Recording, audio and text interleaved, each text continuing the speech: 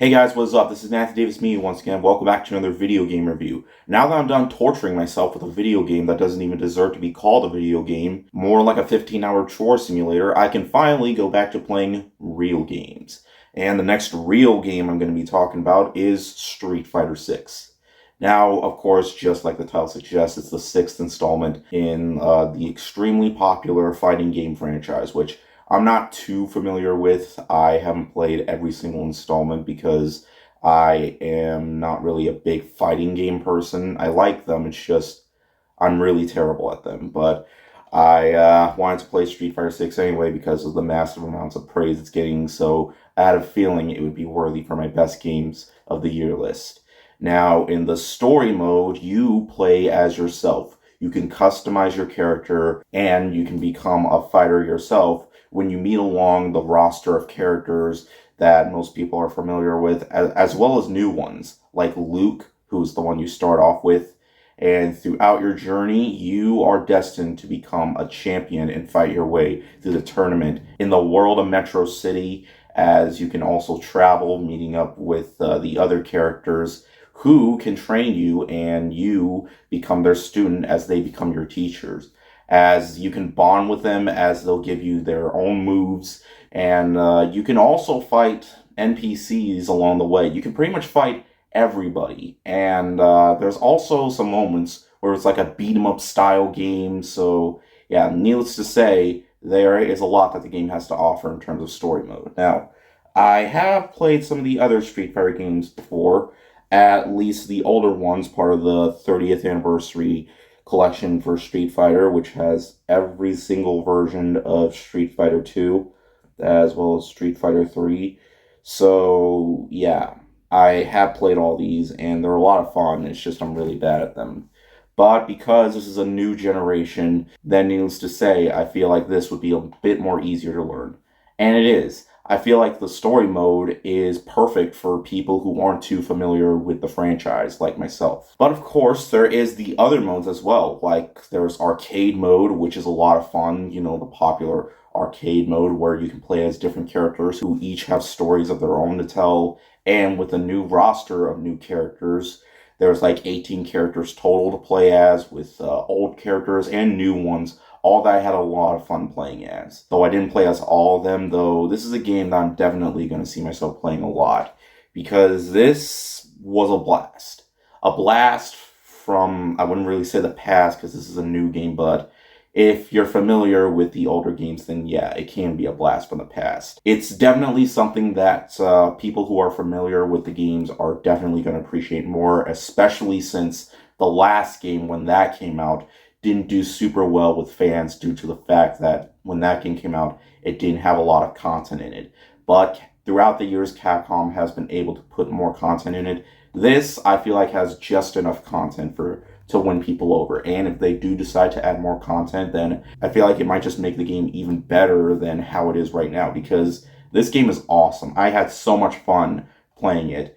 Now, the story mode actually provides quite a bit of challenge, as there are RPG elements, as you can level up your character, though I will say it does take a little bit of time for you to progress, because you're going to have to get a lot of experience if you want to make it to the end, because the fights can be very challenging, though if you really want to break the game, you can get healing items that you can use when you pause to the menu screen, and you can actually heal yourself. But yeah, you can get in-game currency to get like better gear for your character. Also, the customization of your character, it is really cool. There's a lot of different ways to customize your character. You can make your character look extremely goofy. Like, it was really fun, though. I usually, when I play games involving customizable characters, I usually just try to make it look like me.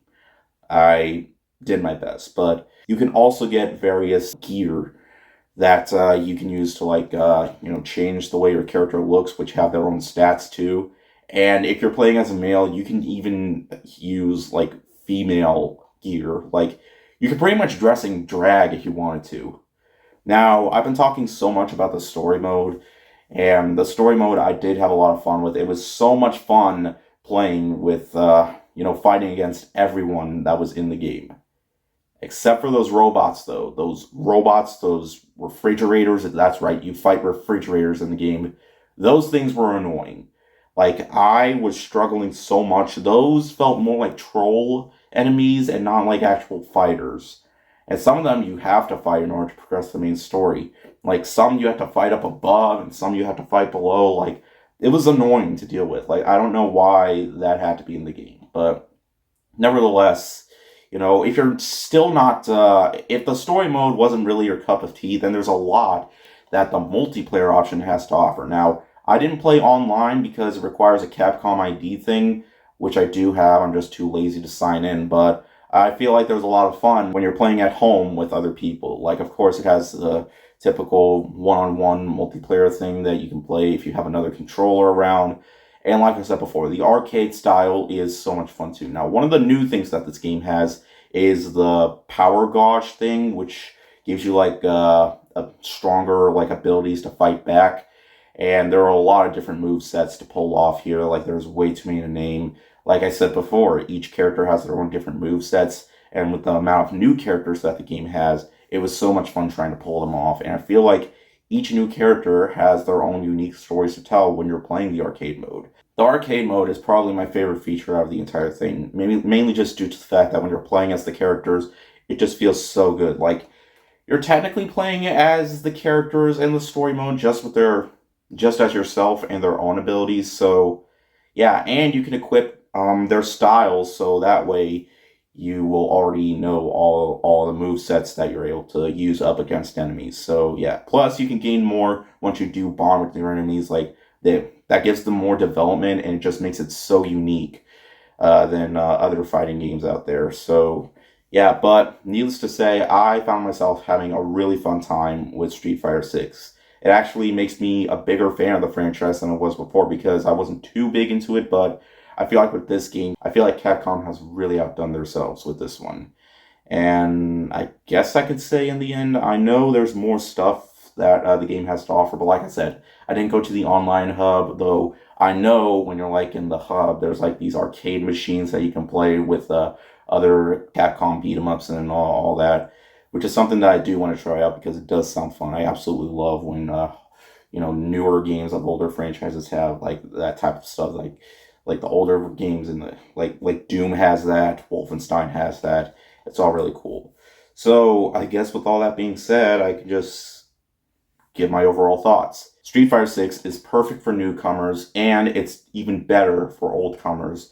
If people weren't too happy with the results when Street Fighter 5 came out, then Street Fighter 6 definitely won't disappoint. It has a lot to offer in terms of its new characters, its new styles, its new single-player mode, which I had so much fun with. It's challenging, but I feel like in the end it was totally worth it. Plus, the returning modes, like the arcade mode, like I said before, there's just so much that this game has to offer all in one package. And it's $60, not $70, and I feel like it's more than worth it. I feel like this is one of the best fighting games in recent memory, definitely of this generation. So, yeah, needless to say, this was a game that I feel like is worthy of being called one of the best games of 2023. With this and Resident Evil 4, I feel like Capcom has really been shining this year. There were times where Capcom's franchises were starting to turn stale, like Resident Evil and Street Fighter. Like, 2016 wasn't really the best year for them, but after that, they have really gotten their mojo back. And yeah, I cannot wait to see what they're going to do with their next game. Like, are we going to get another Devil May Cry? I would absolutely love another Devil May Cry, or I don't know. But either way, just play this game. It's more than worth it. Anyways, thank you guys so much for watching. I will be seeing The Flash and Elemental this week, so look forward to the reviews for that. I'm not sure if I'm going to do a double review or if I'm just going to do a review for each of them. But yeah, anyways, thank you guys so much for watching, and I'll see you guys later. Word out.